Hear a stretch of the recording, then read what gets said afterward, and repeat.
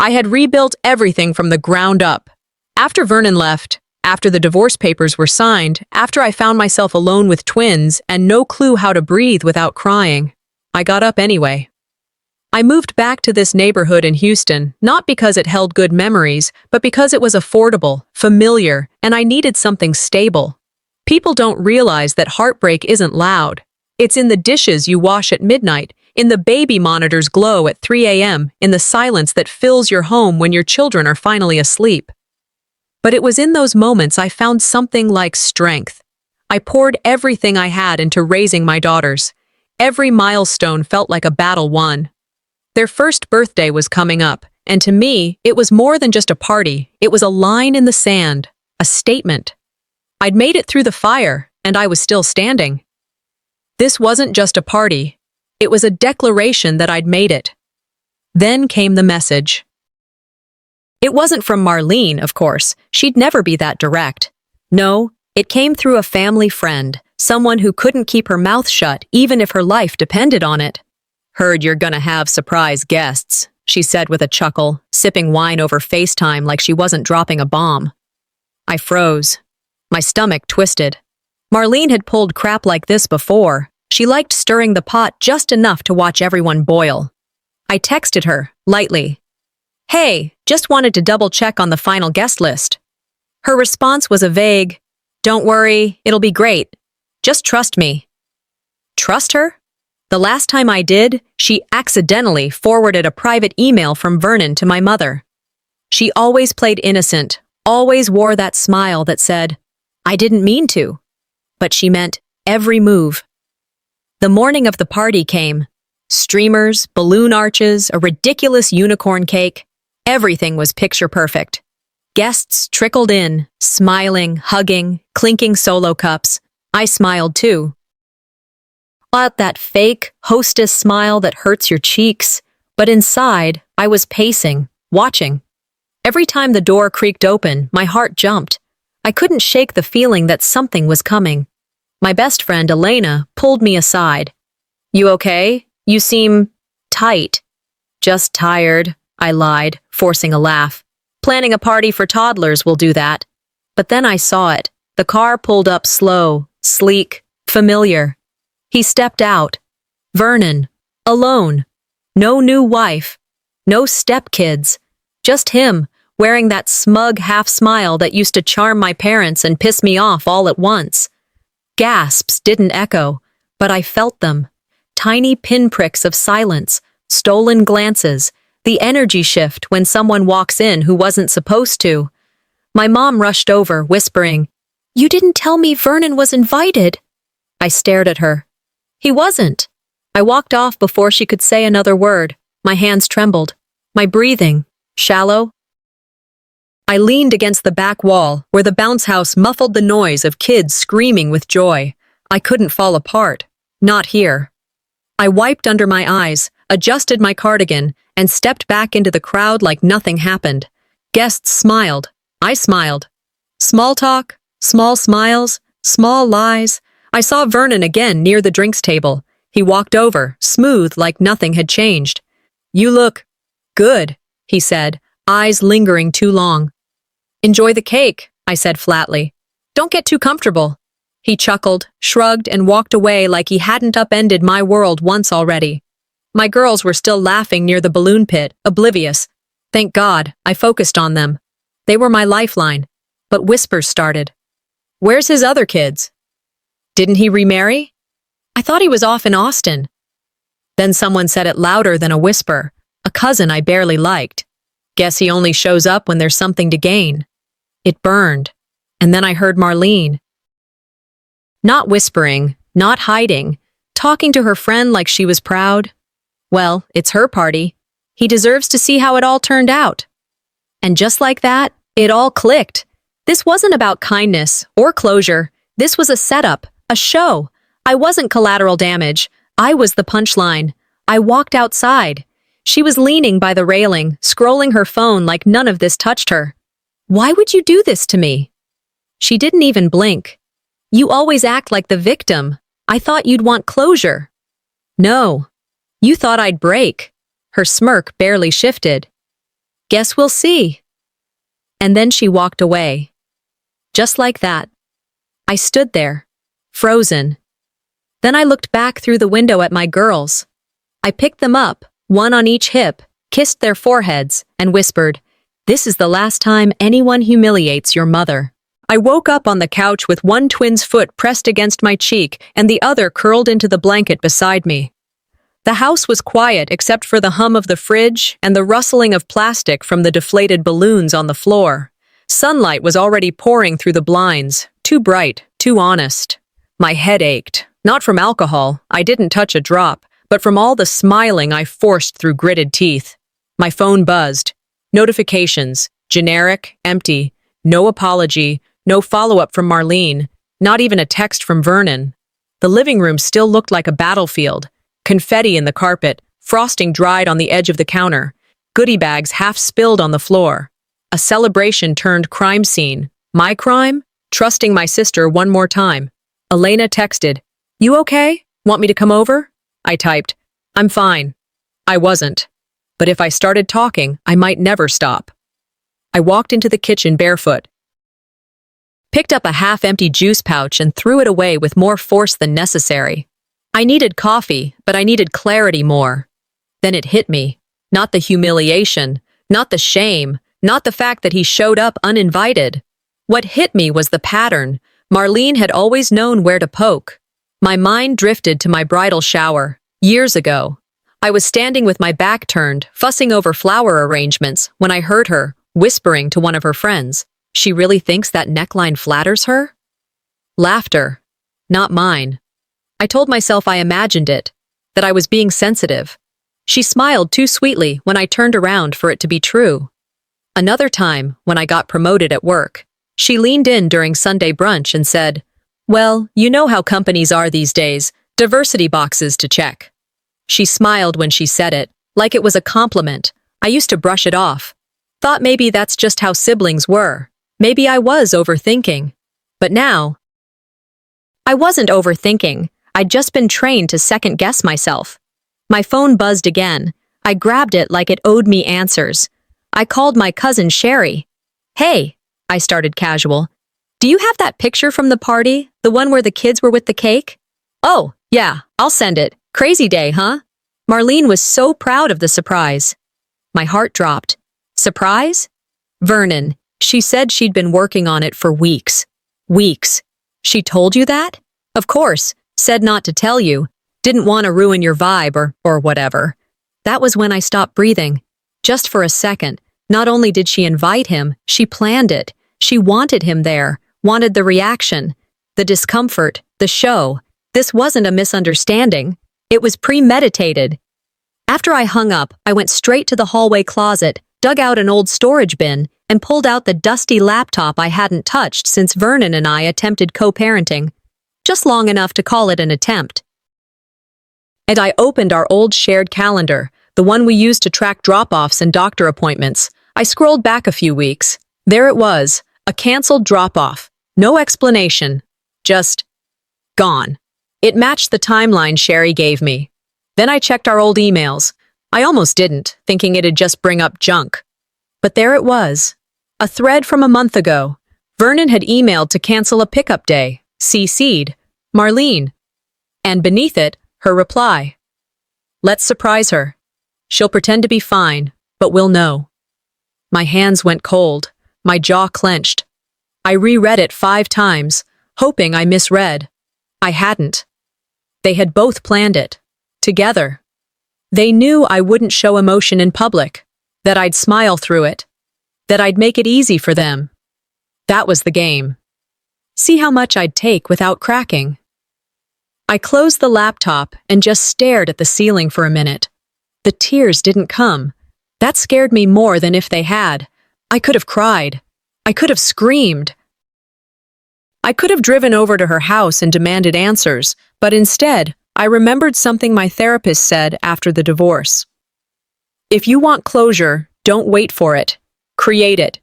So I sat down at the kitchen table, grabbed a pen, a yellow legal pad, and started writing. Not revenge. Boundaries. People think the opposite of love is hate. It's not. It's indifference. I wouldn't give her rage. I wouldn't give her tears. I'd give her nothing. I texted her that night. Thanks for the party. The kids had fun. She replied, smug as ever. Glad you took it so well. I stared at the message and left her on read. No reply. No reaction. That was my power move. That night, I took new pictures with my girls. No party hats, no decorations, just us, on the couch, laughing over ice cream. Real joy doesn't need an audience.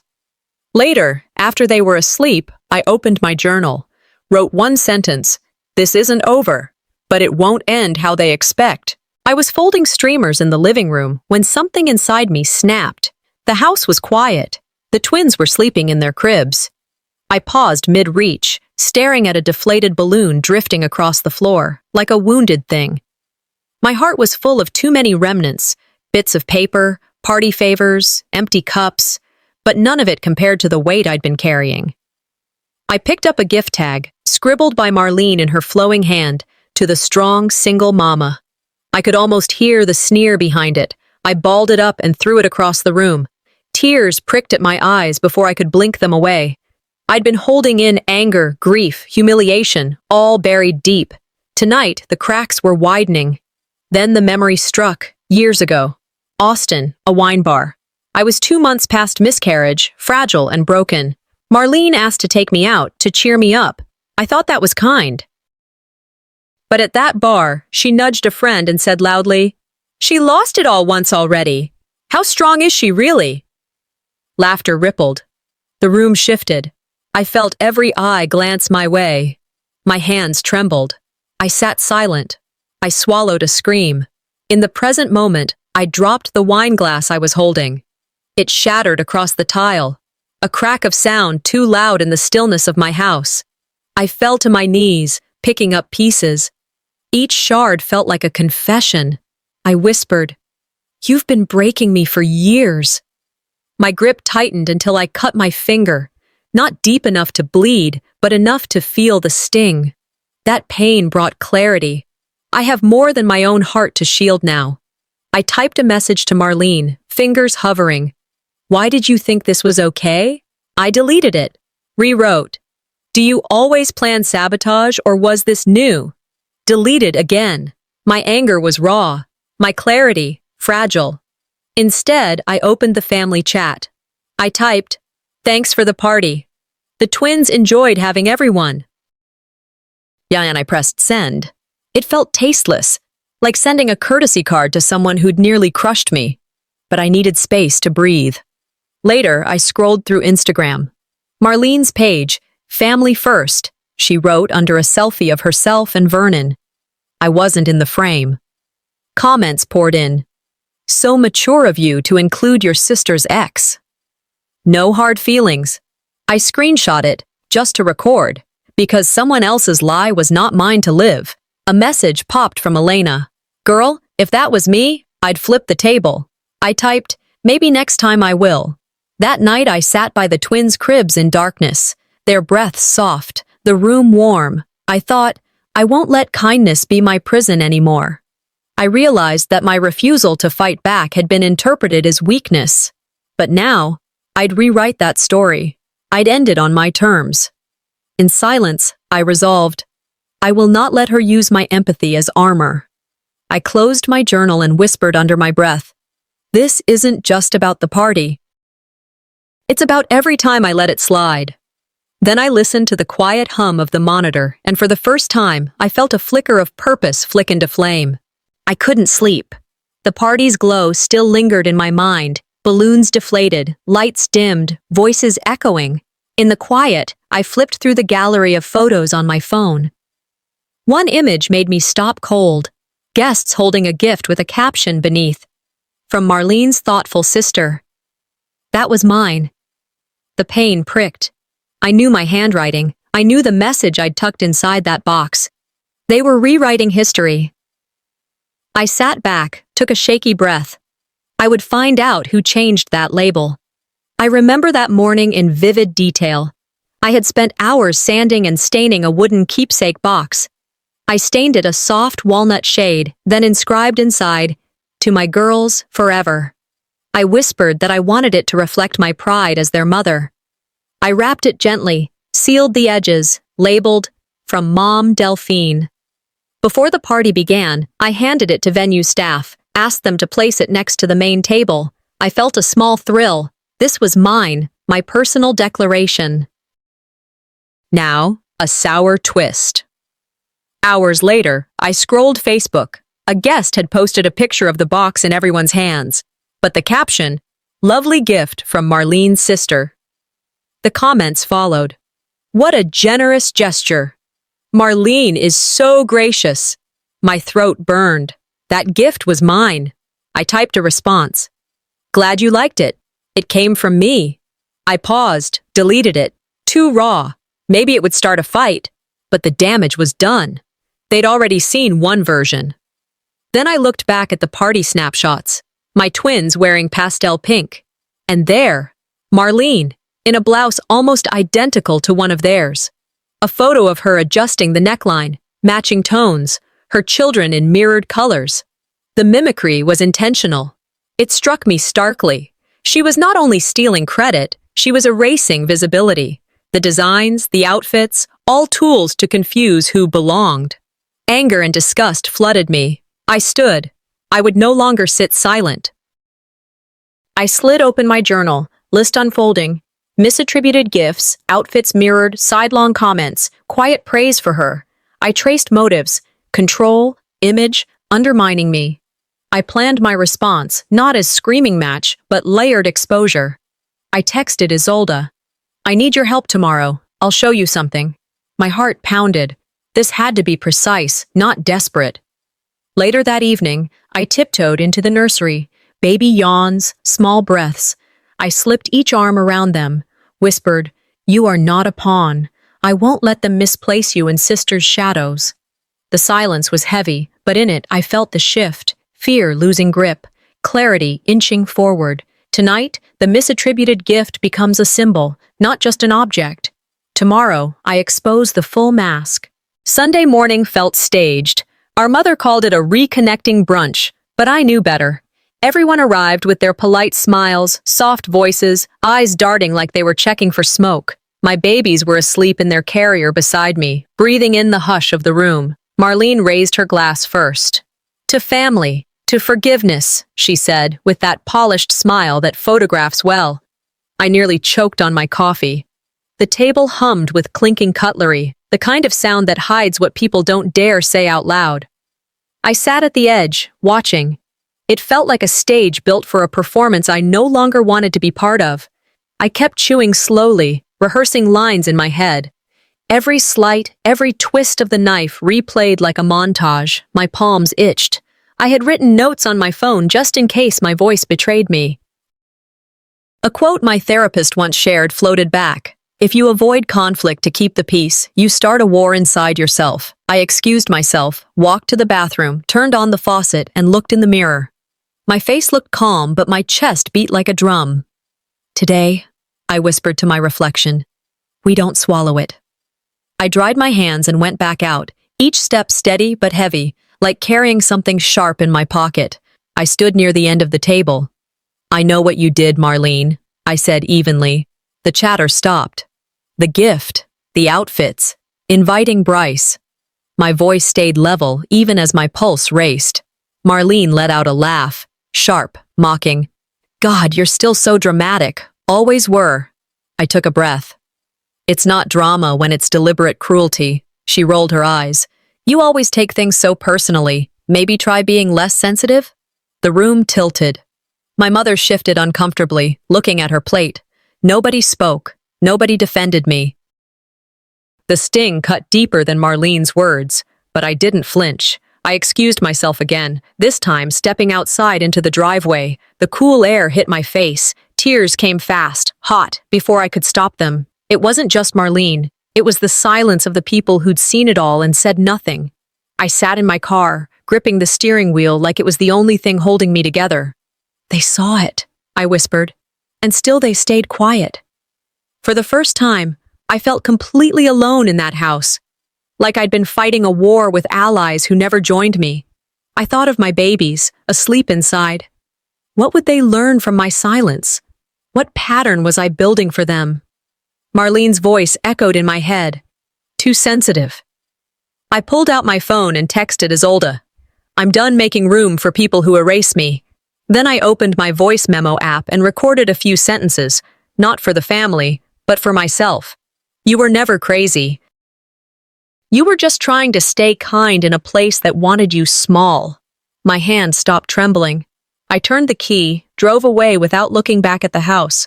One hand on the wheel, the other on my phone. I blocked Marlene, archived the family group chats, started fresh threads with only those who had actually stood up for me. That night, I posted a photo of my babies and me, captioned, "We're not quiet anymore." The likes poured in, DMs followed. Some family members, quietly supportive now that I'd spoken. I didn't reply. I'd said what mattered. And now I was listening only to truth. The evening air held something heavy. We gathered again at my mother's backyard, post-brunch leftovers still lingering, half-eaten sandwiches, cooling lemonade, the faint smell of grilled burgers drifting in the dusk. Laughter floated between umbrellas and string lights, but I felt like I was outside a glass box, watching it all. I sat off to one side, my back toward the fence. My father leaned into Marlene, whispering and smiling, while I got only a nod. That imbalance pricked me, a reminder that I was overlooked even when I was right in front of them. Two guests slipped aside, their voices low. I heard, "Funny, she named her twins just like the baby she lost." My breath caught. That name, the one I thought only I remembered. I froze. They murmured, chuckled. I clenched my jaw. Was this cruelty or coincidence?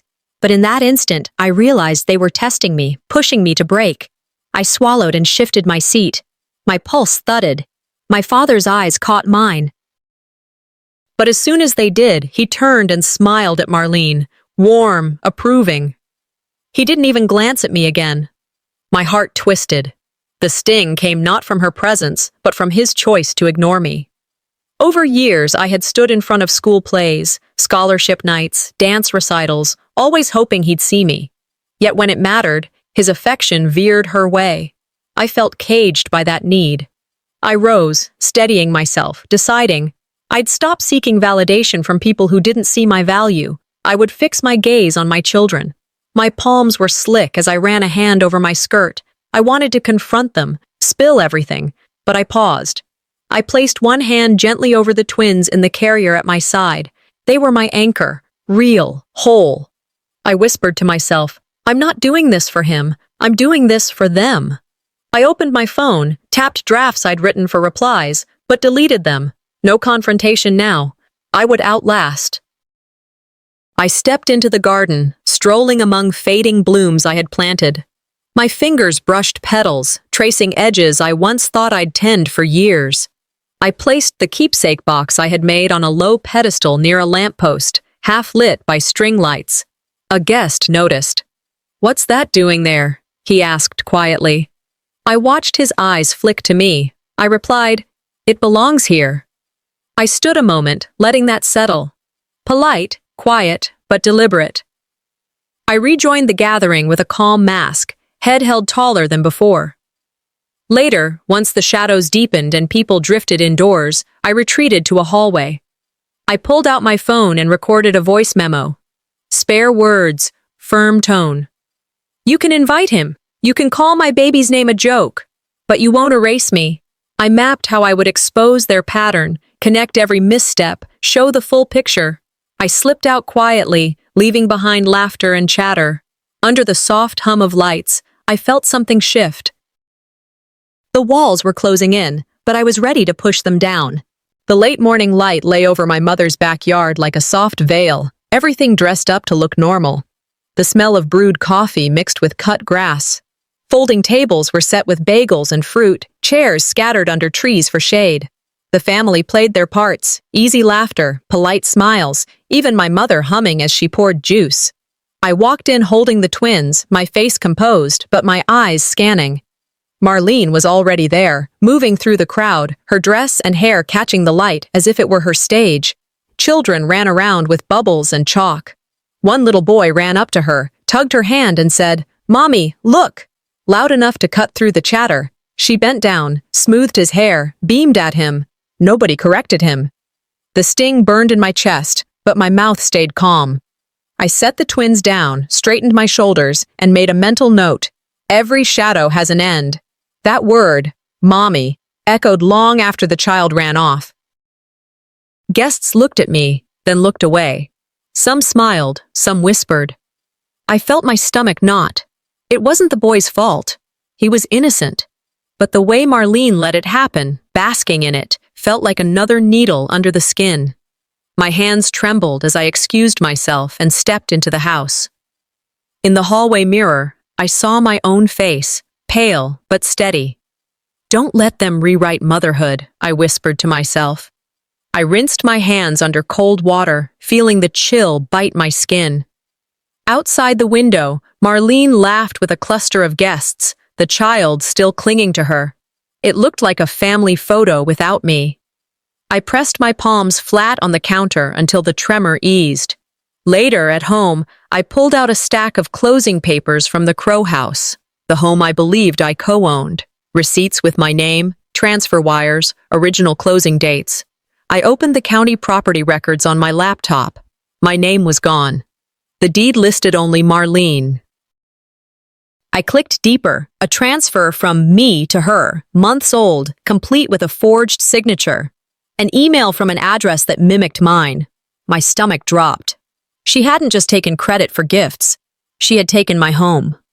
I sat back, staring at the screen, the betrayal heavy but familiar, like a bruise pressed too many times. I reached into my safe box and pulled out originals, signed papers with seals, receipts stamped with my name. I lined them up, took photos of each one. I remembered every time she'd said, "Don't worry, I'll take care of it." I had let those words wash over me like comfort. Now they sounded like traps. I let myself grieve, not just the property, but the trust. For a moment, I closed my eyes, felt the years slide over me like cold water. Then I began to write. Timeline of the deed transfer, names of notaries, possible collusion, a list of counterclaims. I drafted a message to Isolde. "I have proof. I need your help validating documents." My pen moved faster as I rehearsed what I'd say when I confronted Marlene, not screaming, not collapsing, just standing in my own voice. By late afternoon, I returned to the backyard. The scene hadn't changed, but I had. I walked over with the twins, set them down beside me, and sat next to Marlene. She turned, smirk on her lips, eyes glinting. I held her gaze and said quietly, "You may have taken my home, but you've never owned my worth." The air shifted. Conversations faltered. For a moment, even the leaves seemed to hush. Marlene's smirk twitched, just slightly. My mother glanced over, puzzled. I stayed calm, breathing steady, feeling the ground under me. Inside, something lifted. I wasn't invisible anymore. I was standing. The next day, the garden at Crow House felt different, even though the tables and chairs were set the same way. The sun was soft, the air heavy with the smell of cake frosting and cut grass. People trickled in for what was called a wind-down gathering. Laughter floated, but it wasn't full. Eyes darted, conversations clipped. I walked in with my twins at my side, a plain dress, shoulders square. Some guests gave me small waves, some looked down at their phones. Marlene caught my eye from across the lawn, her perfunctory smile holding, but I saw her knuckles whiten around her coffee cup. All the years of keeping my head down had built to this one slow walk across the grass. She started her little speech at the dessert table. "This cake is for the new chapter. Thank you all for coming." Her voice slid over the crowd like sugar water. She gestured toward the towering cake, 3 tiers of cream and gold. People clapped automatically. Phones rose, lenses aimed at her. I stepped forward before she could cut the first slice. "That cake was designed and ordered by me." My voice was low, but it cut through the clapping. The sound dropped out of the garden. Heads turned, whispers rose, cameras pivoted toward me. Marlene blinked, her smile flickering, but holding. Someone near the back said, "Wait, you meant that cake?" I nodded once. Yes, that cake. The words sat heavy between us, every guest suddenly aware of a story they hadn't been told. Then it came. A voice from a cluster of people near the pergola. A man I didn't know well leaned forward, loud enough for all to hear. So you're that daughter? It landed like spit on the ground. People shifted uncomfortably, eyes wide. Someone muttered, "Did he just say that?" My pulse hammered in my ears, but I didn't look away. "Yes," I said, and my tone didn't shake. "And I've never been a footnote in my own life." The garden went still. A few claps rose, tentative but real. Some nodded, some stared at their shoes. I let the silence sit, the boundary clear, no apology given. As the gathering thinned toward late afternoon, I walked to the main table, slow and deliberate. I placed a sealed envelope right beside Marlene's plate, her name in my handwriting, bold and unmistakable. Murmurs spread like wind through dry leaves. Cameras shifted from her to the envelope. Through the thin paper, the words were visible. "Last check you'll ever cash from me." I didn't say a word. I turned back to my twins, lifting them into my arms as people craned their necks to see. Marlene's hand hovered over the envelope, frozen. Vernon stared at her, my mother's face blotched red. Someone whispered, "She didn't have to do that," another said. "She finally did." I kept moving, arms tight around my children, feeling their weight, their warmth. The tension in the garden cracked like ice. Years of power built on my silence shifted underfoot. I stayed a moment longer, quiet but upright. The weight of the truth was mine, but it was also theirs now. I didn't rush to explain or defend. In my head, I was already charting the next steps, the legal moves, the conversations, the proofs. This wasn't about spectacle anymore. It was about taking back what was mine. I inhaled, tasting the sugar in the air, and steadied my breath. This wasn't an ending. It was a reckoning, and I was ready for it. The light came in soft through the sheer curtains. Morning quiet. No footsteps above me. No slamming doors, no voices pressing into mine, just me and the twins curled beside me on the mattress. Our mattress, in our space. It wasn't big, nothing fancy, but the lease had my name on it, and mine alone. That mattered more than I ever expected. I could feel their breath, slow and even, like tiny waves against my chest. I lay there a moment longer, watching the sun crawl up the wall, and I let the stillness settle in. I reached for my phone. Dozens of unread messages, most from people I hadn't heard from in years. Some were short. "Proud of you," "About time," "Saw the clip." A few from extended family, carefully worded like they didn't know what side to land on yet. I wasn't looking for sides anymore.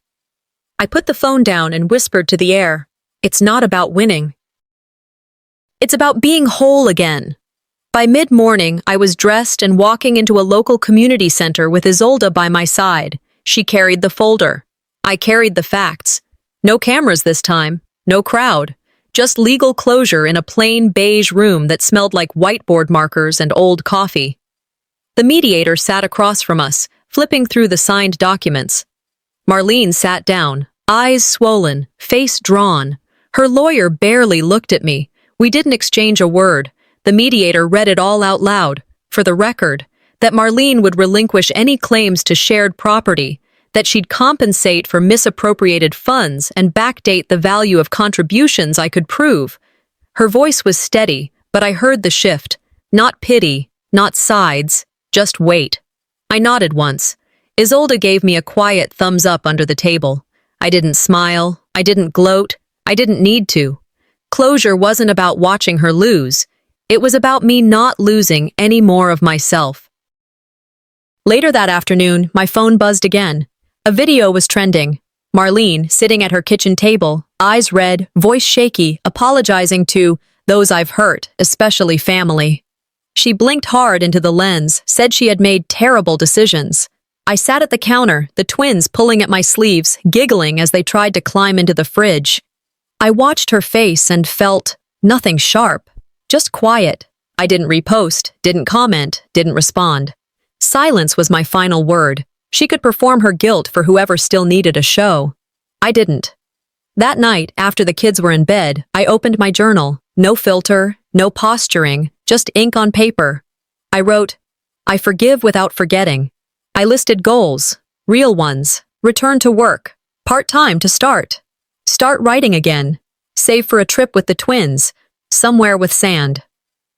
I flipped back to the first page of the journal.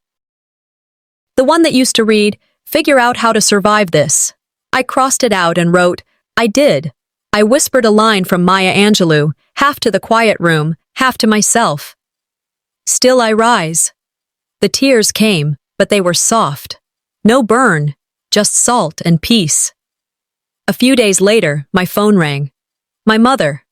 Her name still made my stomach tighten. But I answered. Her voice was careful. I'd like to see the twins, if that's all right. I paused.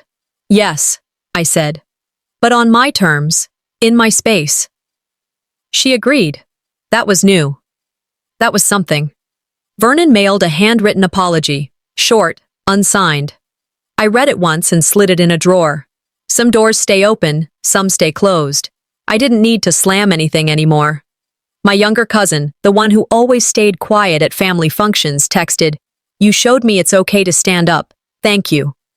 I stared at the words a while. That meant more than any public win. Maybe that was the real shift.